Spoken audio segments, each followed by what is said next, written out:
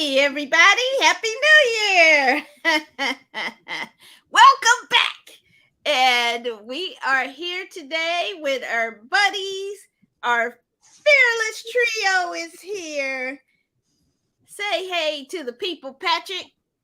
Hey, everybody. Glad to see you again. Hope everybody had a good New Year's. It was hopefully joyous and mostly sober. So there you go. Yeah.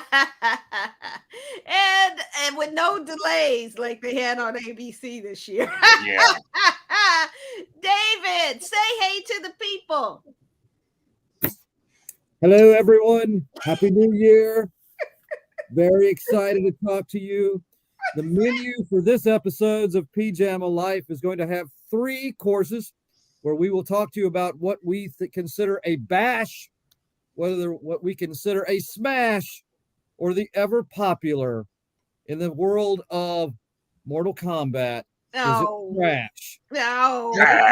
Everybody, let's get it going. And I forgot to say, I'm Pajama Life, and here we are today. We're going to review the menu with Ray Fiennes as a sadistic chef and Glass Onions, a Knives Out mystery with Janelle Monáe, who I am 1 degree away from. Same, Patrick. Same. And and season 2 of The Bad Batch. So let's start off with the menu. It is and has always been the food of the common man, but you, my dear guests, are not the common man.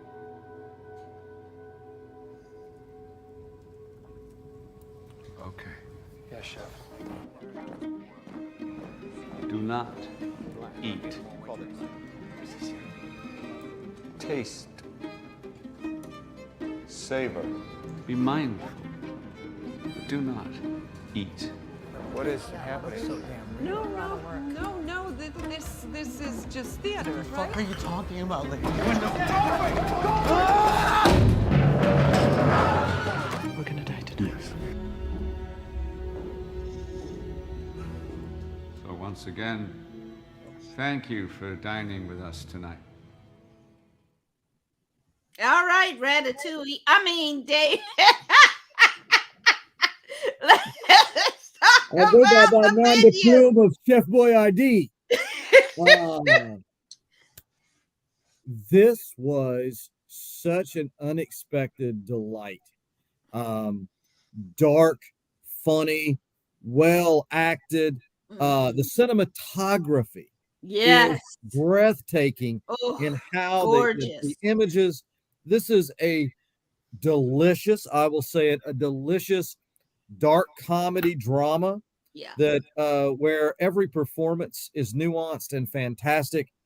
Nicholas Hoult, man, not the lead per se, but he is a driving character in this. A wonderful movie. I highly recommend that you see it. And folks, be sure and tip your server the next time you go out. Just saying, tip your server. Yes. Pat, what did you think? I wanted to like it more than I did. Oh, of course. I mean, I liked Come it. on. I liked it. I think the performances were wonderful, nuanced, as Dave said. I felt the movie itself was an expression of the food, pretentious, and I felt it was very pretentious, and it was very self-aware and meta about this whole thing. You know, I like I said, the performances, everybody in it was so good. Yeah, I just felt the overall the feel of the movie was just it felt like it was a little too self-introspective and echoing itself. It didn't drive me as much as I want to. I liked it, but I didn't love it. And the performances in it were all the kind of performance. Oh my God! Stop while I'm talking. Oh my God! I mean, it just felt a little pretentious. Like I said, it was like the food. It was pretentious food, and it was a little bit of a pretentious film. So I liked it. You know, like a scale of 1 to 10 would be like 6, maybe a 7, and that's because of the performances. I thought the movie itself was just too looking at itself in the mirror the whole time. Yeah. And what a beautiful view it was. I love this. It was so, and I'm not one, it's listed as horror, and I'm not one for horror, but I just thought this was so, unlike you, Pat, I thought it was so clever. And especially to see the menu items at each seat, each course. And then they got kind of funny. I love that. I just thought it was, the final one was so hilarious. And I thought that how someone was able to turn the tables and actually kind of buck convention was really, I didn't expect that. And so I thought that was really clever and different for a horror movie. And that someone was able to really crack the code, or find the heart of the recipe, really was very interesting to me. And I just thought, and that final shot, when it panned up, I don't want to give anything away, was so beautiful. I mean, it looked like a picture of Savor magazine, or some kind of beautiful shot. So I just thought as David, I think, said, the cinematography is just insanely delicious, and it's just a visual treat too. And I love food. I'm a foodie. I cook. Not at this level, but so that interests me too. So I think if you love food, or you love the dining experience, you love movies, I think this could be something really fun, and it kind of turns all that on its head. And I think it was a point to be very pretentious. So I definitely think you should watch The Menu, but it's kind of a mixed review from that one. And watch it when you make us some more when you watch it. Have us more at the start of the movie. That was something terrible. And let's say, hey, welcome back. Happy New Year, Tim Windsor and Dwayne DeMarcos. Hey, good to see you. Happy New Year to you and your lovely family. So definitely check out The Menu. All right, next up is a continuation of Ryan Johnson. Is that his name? Ryan Johnson, from my favorite, The Last Jedi. I just love his movies, and he's done it again with Glass Onion, a Knives Out mystery. Let's take a look. Sorry, Blanc. You're thrown out of the airlock. It's a no-brainer. I've got to say, the world's greatest detective. I thought she'd be better at this. I think maybe this game's just not my thing. We got 3 days to bask in the sun, swim in the Ionian Sea, eat good food and wine, and enjoy each other's company. But alongside and underneath the party, you've been charged with a serious task. It's a dangerous thing to mistake speaking without thought for speaking the truth. Tonight, in this very room, a murder will be committed. My murder. But if anyone can name the killer, tell me how they achieved the murder, and most importantly, what was the motive, that person wins our game. Wait, what do we win? I want to go first. I love it.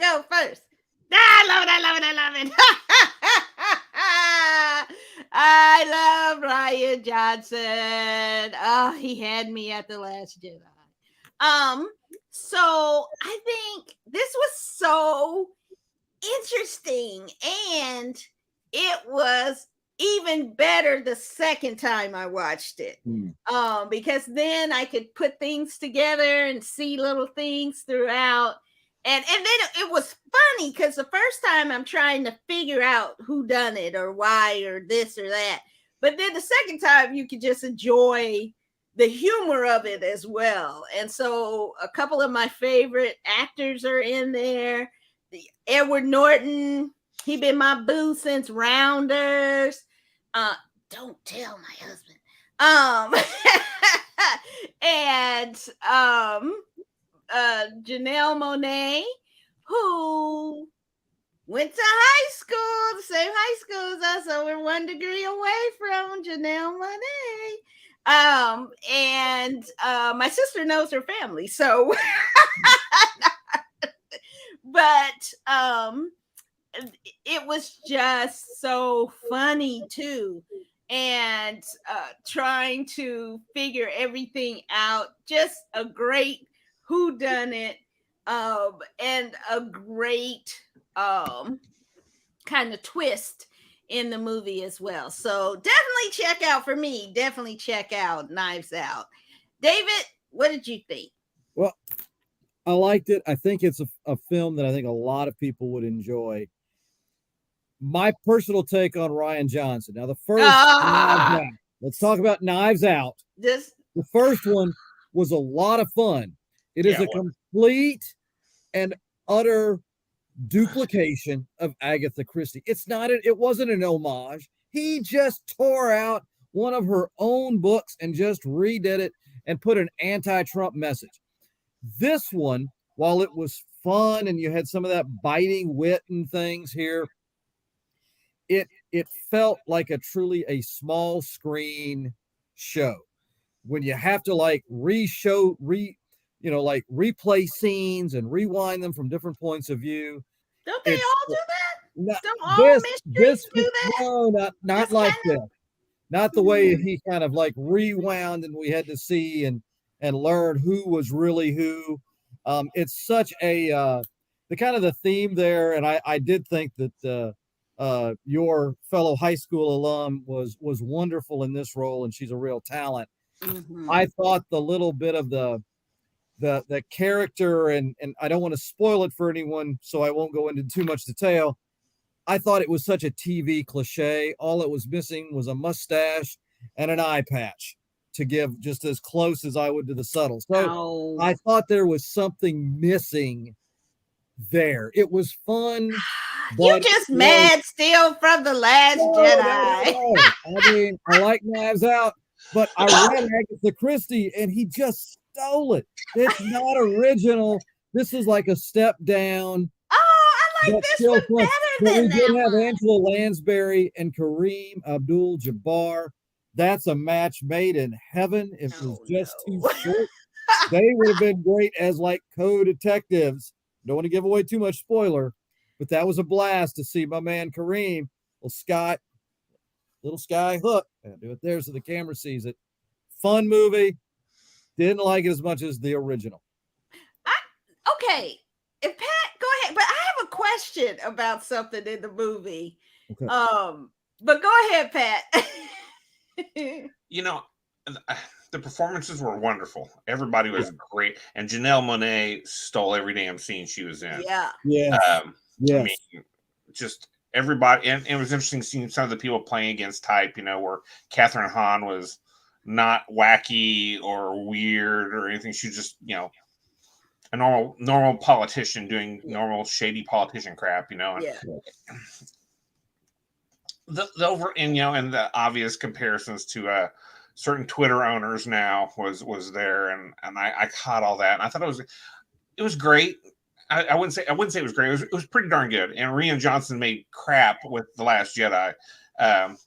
I just thought I'd throw that as we went by. Yeah. Total horrible garbage.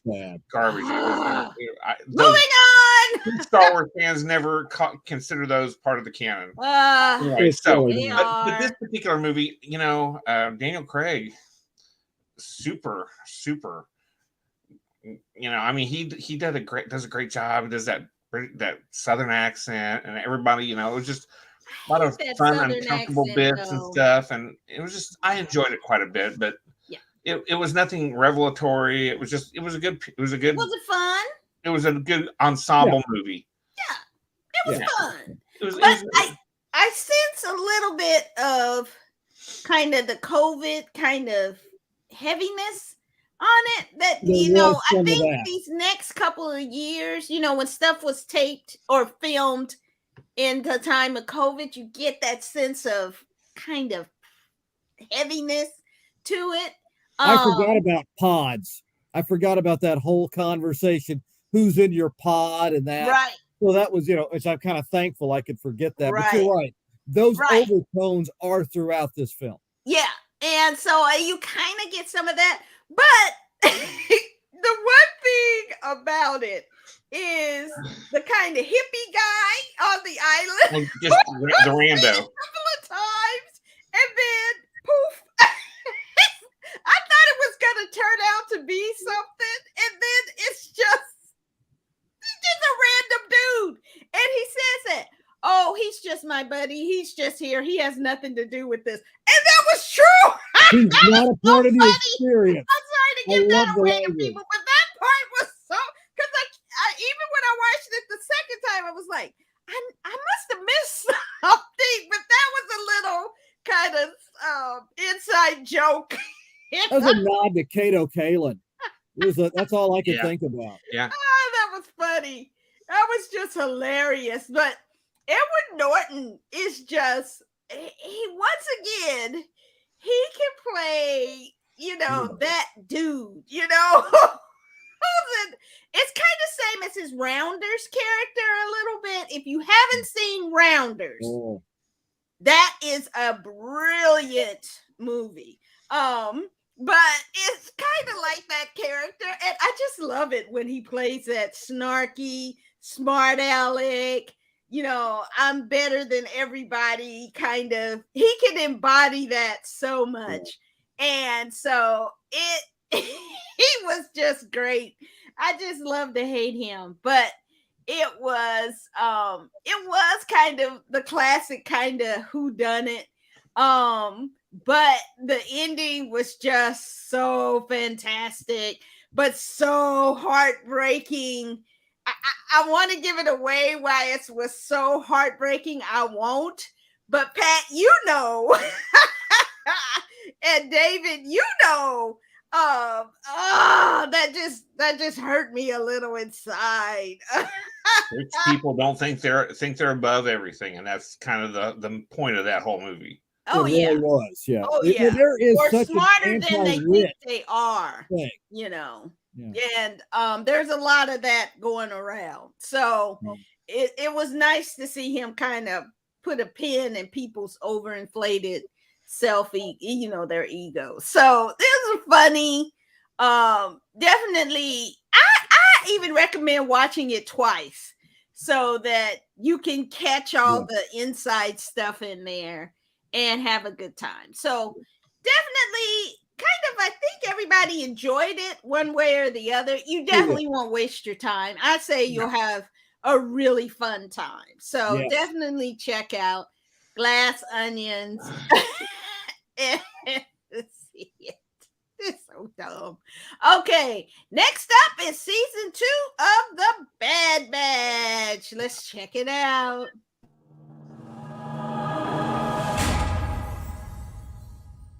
That is Castle Sereno, the former home of Count Dooku. Then pull off this heist, and you'll have the means to disappear. No more risky missions. Go, go, go, go, go, go! No more living hand to mouth. Oh, I'm starting to regret this. You can have a future. Isn't that what you're after? Even Killjoy over here agreed. Appreciate the backup. But try staying inside the ship next time. I'll try.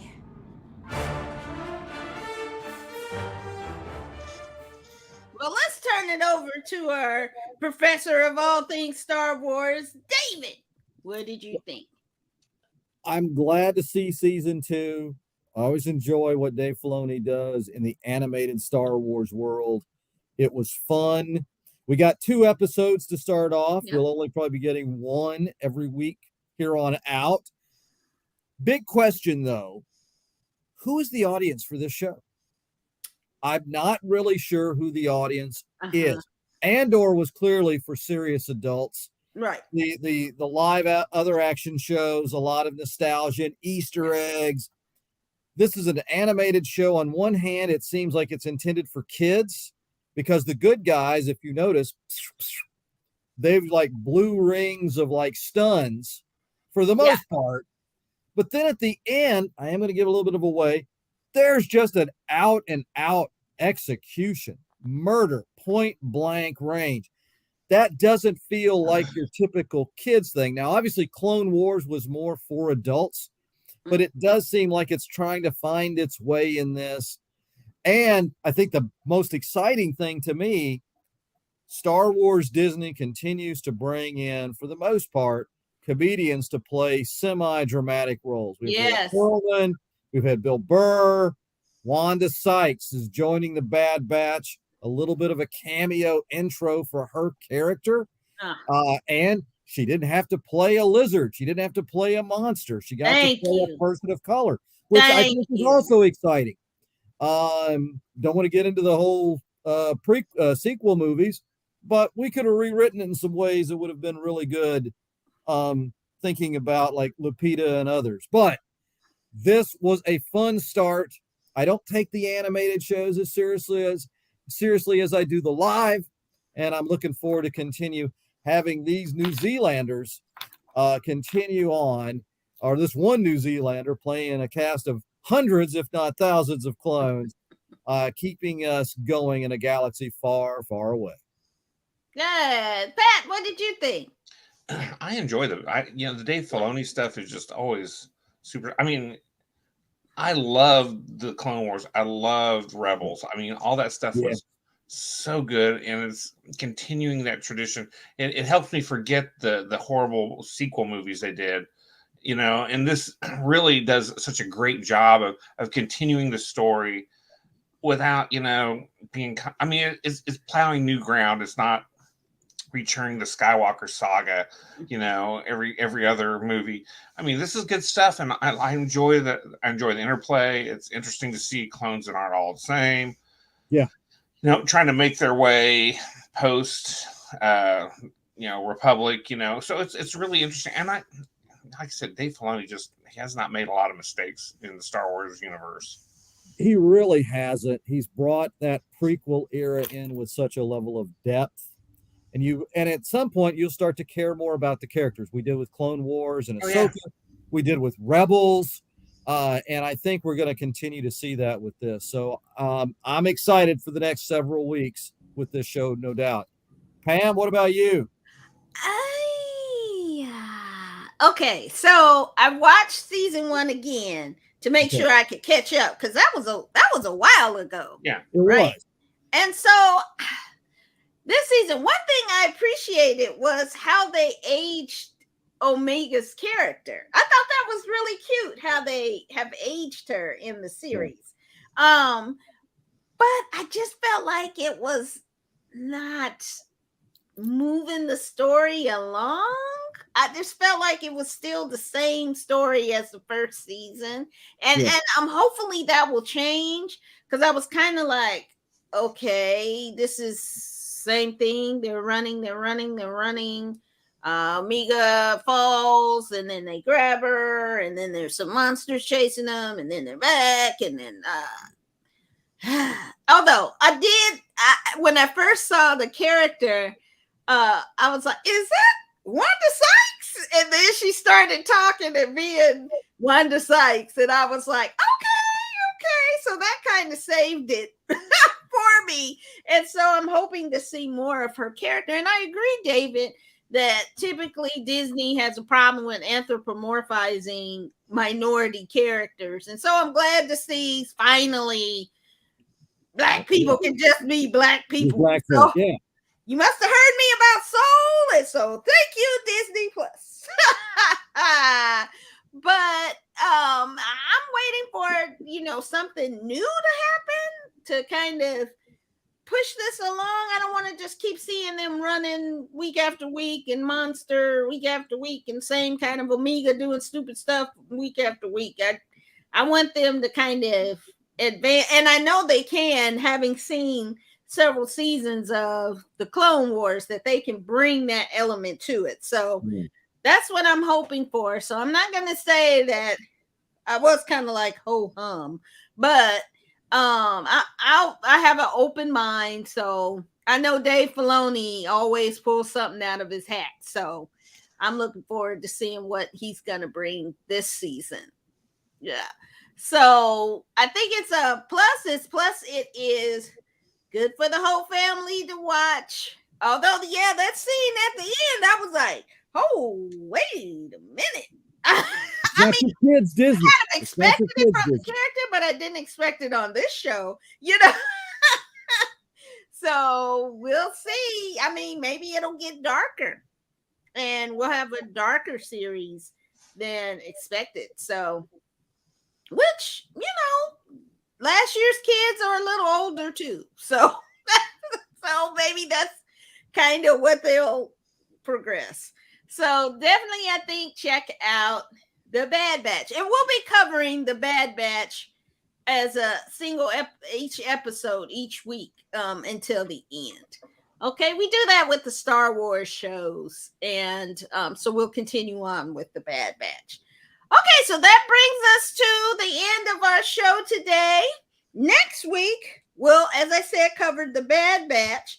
We'll also take a look at the new Immortal Universe that of Anne Rice novels on AMC Plus, the Mayfair Witches, which is a great series from Anne Rice, and that starts next week. As well as, I'm so glad, I thought they were going to cancel it, but they didn't. But this is the last season of Hunters on Amazon Prime, season 2. This season, they're going after Hitler. So I can't wait to see. It was so mind-blowingly good, the first season. I can't wait to see what is going to happen this season. It's just, the show is just like, ah. So I'm very excited about that. So we're going to cover that. And let's say, Patrick, you got any final words for the people? No, nothing today. Just everybody keep on keeping on. All right. Keep on keeping on. Where are you in 1975? Keeping the funk alive. Keep on keeping on. All right. He's in the time machine. How about you, David? Well, what I would say here in my closing words, take time to properly prepare your meals and enjoy, savor every bite. And if you got a chance, have some of God's healthy French fries. I'm talking about baked or grilled asparagus. Yes, indeed. Put that in your meals as opposed to the French fries. It will get you healthy. Eat your green vegetables. That's what we learned today, folks. It'll make your peas stink too, but go on. It will. It will. Yuck. But hey, it's Electric Melanin. And let's say happy birthday to Electric Melanin. And all who celebrate, happy birthday to everybody. And as well, hey, this year we're going out, we're doing different things. We have Pajama Life on TikTok, as well as Pajama Life on Instagram, and of course, Facebook and YouTube. So we're out there in social media. Come join our pages, subscribe, and check us out. We're growing, people. We're growing. We want you along with us. So we'll see you next time. Take care. Bye.